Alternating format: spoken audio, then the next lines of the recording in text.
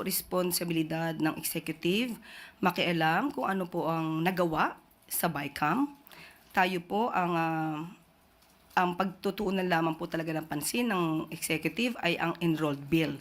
Kung ano man po ang naging issue sa kanila kung mayroon man, yun po ay trabaho lamang po ng legislative at kung tayo makikialam sa kanilang gagawin sa pagbabalangkas ng budget ay baka sabihin pong nakikialam at ito'y violation po ng separation of powers.